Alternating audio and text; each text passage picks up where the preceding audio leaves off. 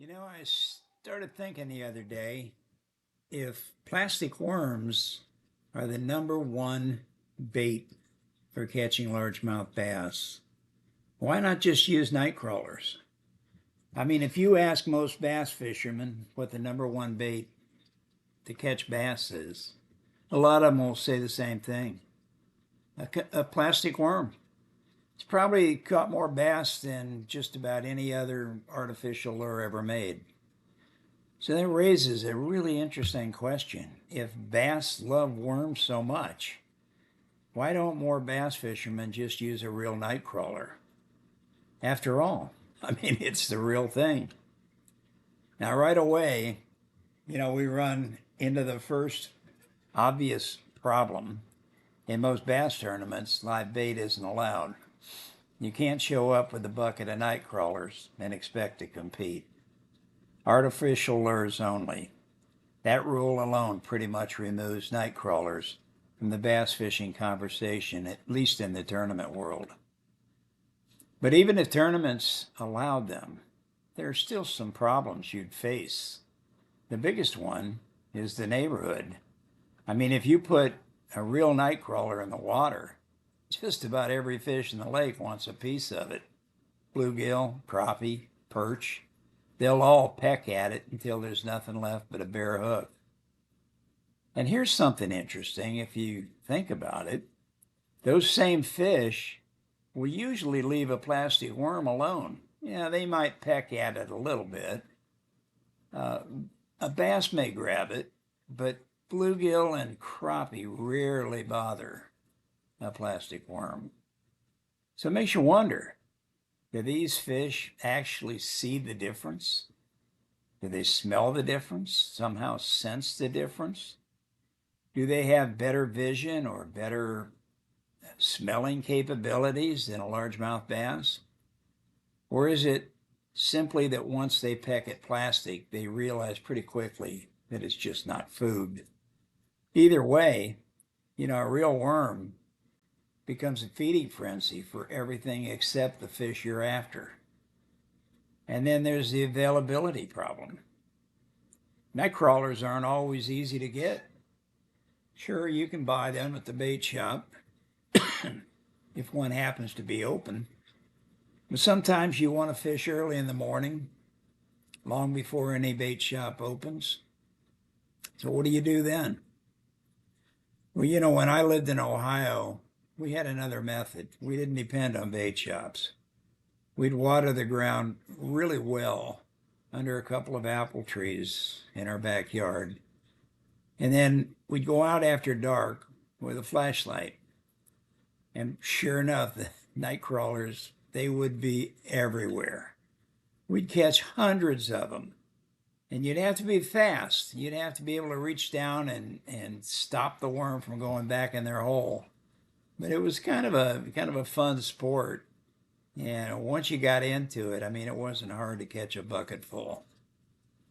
You had to be fast, though. You couldn't be slow. And you had to grab them up and get them in that bucket before they disappeared. It was a great way to get bait.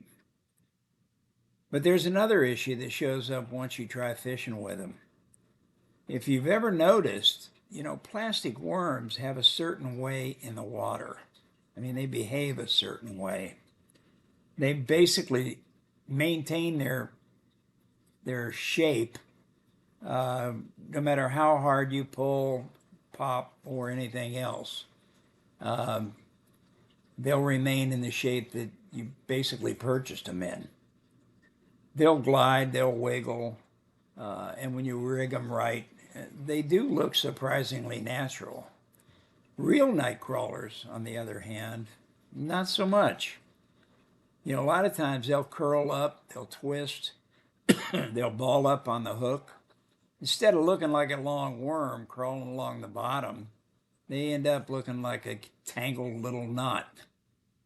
Not exactly the elegant presentation that we might imagine. Plastic worms, on the other hand, are clean, they're easy, and they're reliable. They stay on the hook. They come in every size, shape, and color. that you could possibly ever want. Black, green pumpkin, purple, motor oil, colors that a real worm never came close to wearing. And that also raises a question.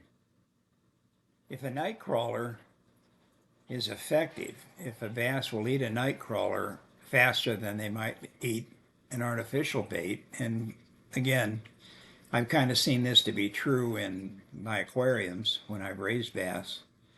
Why aren't most plastic worms made to look not the shape, but the color of a real nightcrawler? I mean, I know some are. Back when Cream made the first few plastic worms way back, I don't know, 50s and 60s, whenever they made that first plastic worm, a lot of those worms very closely resembled a nightcrawler. They were a little lighter in color, but they resembled it pretty close.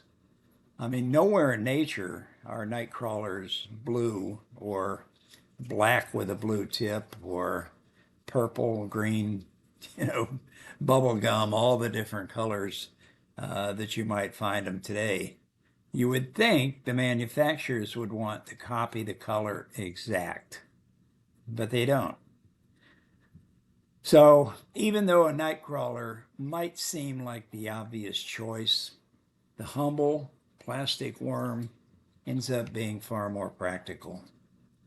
It lasts longer, it attracts the right fish, and it gives anglers complete control over how it looks and moves in the water. Which is probably why, after all these years, that simple piece of plastic still sits at the top of the bass fishing world. Not because it's more natural, but because for catching bass, it just works better. Thanks for watching, folks. Have a great afternoon.